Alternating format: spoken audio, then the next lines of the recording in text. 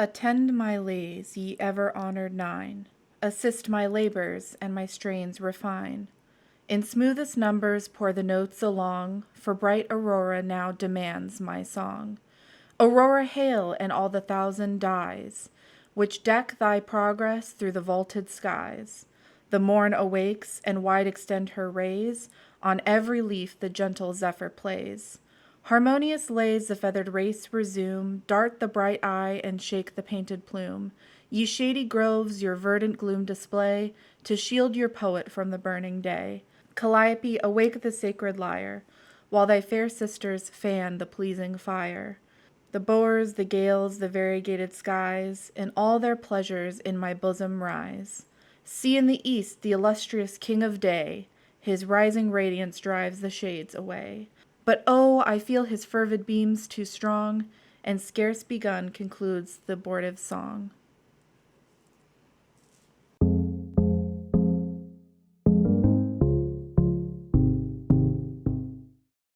The woman who wrote this poem was born in the early 1750s in Africa. Although the exact date and location of her birth is not known, she was likely born in 1753 in West Africa, either present-day Senegal or Gambia. She was enslaved at the age of 7 or 8 and taken to Boston, Massachusetts on a slave ship called the Phillis, where she was bought by John Wheatley, a merchant and tailor, for his wife Susanna. The Wheatleys named her Phillis after the slave ship that took her from her home to Boston, and as was common, her last name became the name of her enslavers. Phillis was described as a small, sick child, but even at a young age demonstrated a remarkable aptitude for literature and languages. Phillis was purchased for the purpose of domestic labor, but Susanna decided to work with her daughter Mary and tutor Phillis in history, literature, religion, language, and other subjects. By the age of 13, Phillis was publishing poems, translating Latin authors into English, and reading literary classics. In her poem To the University of Cambridge in New England, she expresses her desire for more intellectual rigor and to study in an academic setting. Phillis rose to the national spotlight when a broadside and pamphlet in Boston, Newport, and Philadelphia published an elegiac poem on the death of that celebrated divine and eminent servant of Jesus Christ, the Reverend and learned George Whitefield. This poem was then used by Ebenezer Pemberton as a funeral sermon for Whitefield in London in 1771, thus bringing her international acclaim. To the Right Honorable William, Earl of Dartmouth, His Majesty's Principal Secretary of State for North America, etc. Hail, happy day, when smiling like the morn, fair freedom rose New England to adorn. The northern clime beneath her genial ray, Dartmouth congratulates thy blissful sway. Elate with hope her race no longer mourns, each soul expands, each grateful bosom burns. While in thine hand with pleasure we behold the silken reins and freedom's charms unfold. Long lost to realms beneath the northern skies, she shines supreme, while hated faction dies. Soon, as appeared the goddess long desired, sick at the view she languished and expired. Thus, from the splendors of the morning light, the owl in sadness seeks the caves of night. No more America in mournful strain of wrongs and grievances unredressed complain. No longer shalt thou dread the iron chain, which wanton tyranny with lawless hand had made, and with it meant to enslave the land. Should you, my lord, while you pursue my song, wonder from whence my love of freedom sprung, whence flow these wishes for the common good, my feeling hearts alone best understood. I, young in life, by seemingly cruel fate, was snatched from Africa's fancied happy seat. What pangs excruciating must molest, what sorrows labor in my parents' breast. Steeled was that soul, and by no misery moved, that from a father seized his babe beloved. Such my case, and can I then but pray others may never feel tyrannic sway. For favors past, great sir, our thanks are due, and thee we ask thy favors to renew, since in thy power, as in thy will before, to soothe the griefs which thou dost once deplore. May heavenly grace the sacred sanction give to all thy works, and thou forever live, not only on the wings of fleeting fame, though praise immortal crowns thy patriot's name, but to conduct to heaven's refulgent fane.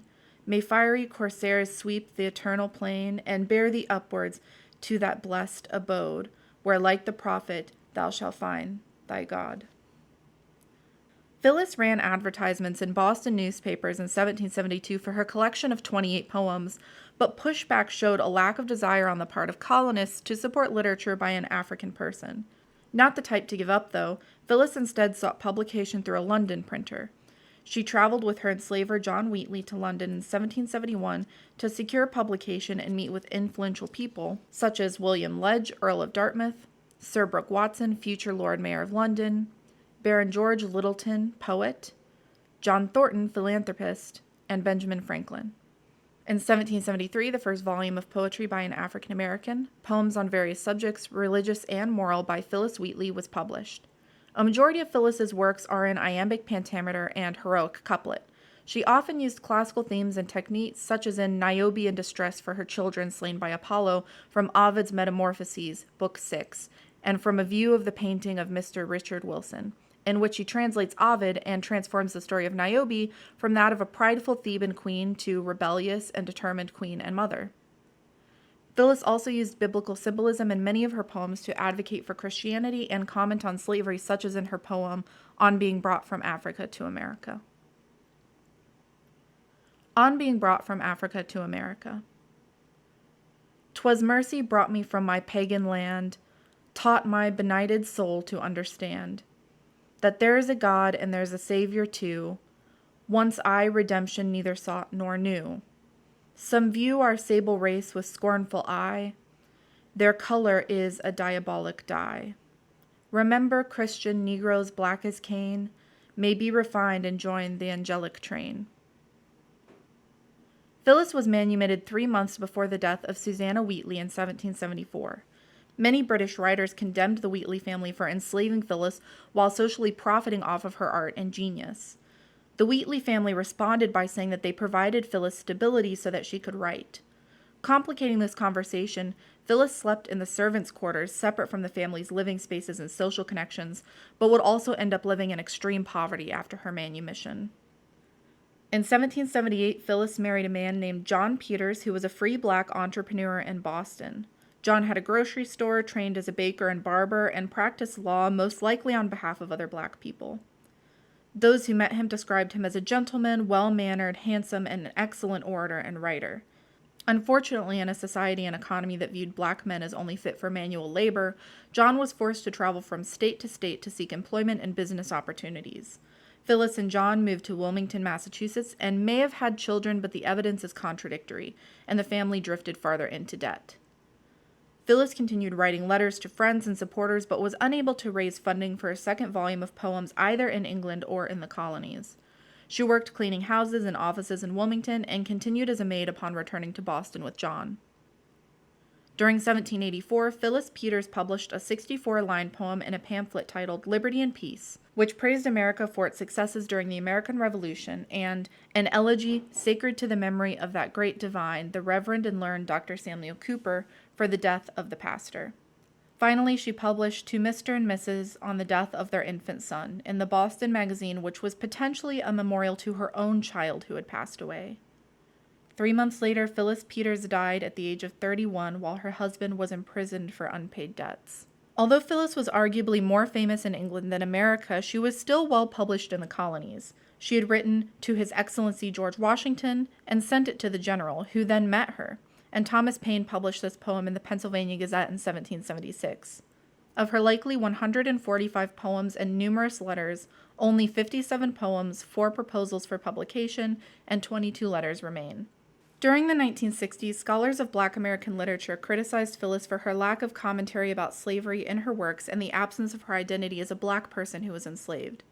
Some historians highlighted her association with abolitionists during her life, her use of biblical allegory to criticize slavery, and her condemnation of the hypocrisy of patriots who fought for freedom while enslaving African peoples.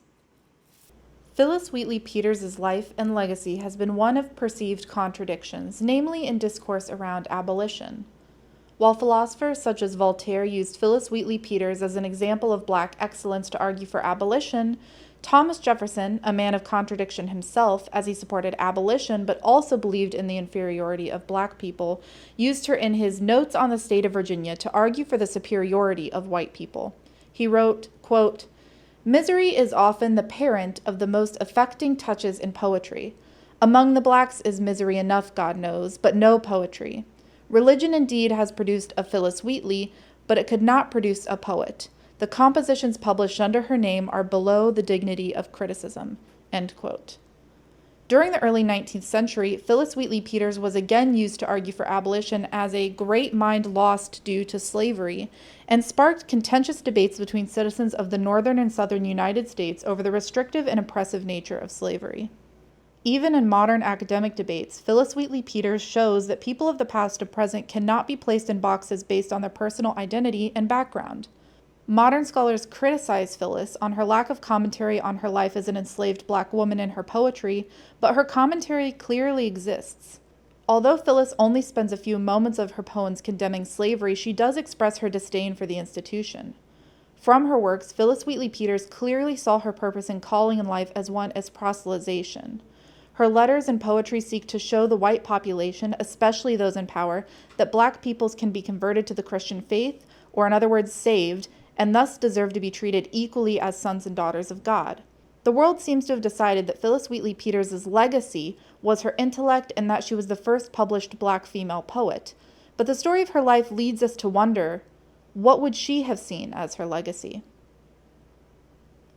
Thank you for watching this video about the life and legacy of Phillis Wheatley Peters.